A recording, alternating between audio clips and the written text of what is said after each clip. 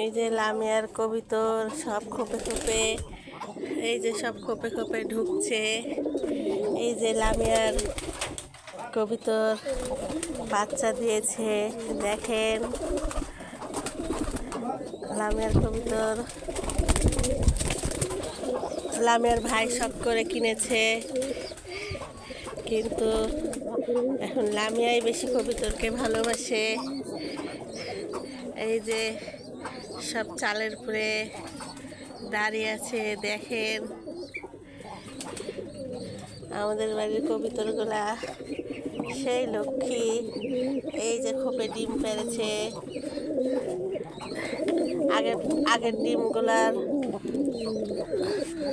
ডিম বাইর করে দিলাম, নতুন ডিম বসছে, আবার বাচ্চা তুলবে। এই যে এই খোপেও ডিম পেড়েছে, দেখেন লামিয়ার কবিতর কত সুন্দর, অনেক কিউট।